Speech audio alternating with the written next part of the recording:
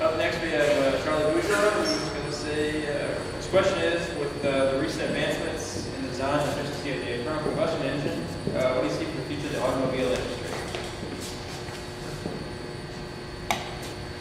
Hello, my name is Charles Bourgeois. Today I'll be discussing modern efficiency and modern internal combustion engines. It's kind of an interesting thing to look at. If you look back at the American-built cars of the 60s, 70s, and 80s, when you start getting these big muscle cars, you've got these massive 8-cylinder, 7-liter V8 engines that put out 200 horsepower or less. And we now move to like the modern Camaro's got a 5-something liter V8 putting out 420 horsepower. So we've come a long way.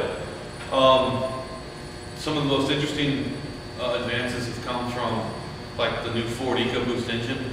We've got the inline 4-cylinder turbocharged and the 3.7 liter V6 dual turbocharged engine putting out as much horsepower and torque as a good V8.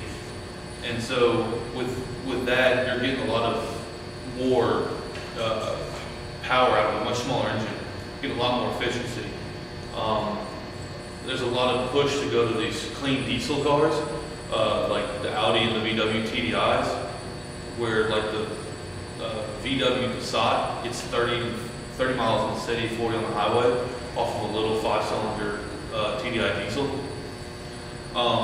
So you got engines and stuff have come a long way, and we're getting a lot of good efficiency out of them, and it's constantly changing. I think we've still got a lot to go. I think there's a lot to be done.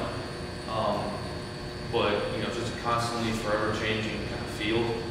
And I think companies like Ford and VW and all these that are kind of constantly pushing the envelope for efficiencies are going to go a long way. But there's other companies, it's not a zero-sum game. All of them have room to grow. So, any questions? Do you think with fuel cell technology and all that, internal combustion engines will become obsolete eventually? It depends. I think that you're talking about hydrogen, or you're talking about massive battery cells. I always think there's places around the world where you'll always need gasoline, at least for the next foreseeable couple hundred years, where you're not going to be able to readily plug into something. And you can drive along the middle of Mongolia and be able to find a couple gallons of gasoline if you need it. They're not going to have electricity out there. So here, yeah, in the big city, you probably can. But I think when you get to something like tractors and stuff out on the farm, there's always going to be a need for the readily available diesel and gasoline. I don't think we're going to be able to get rid of completely the internal combustion engine. Thank you.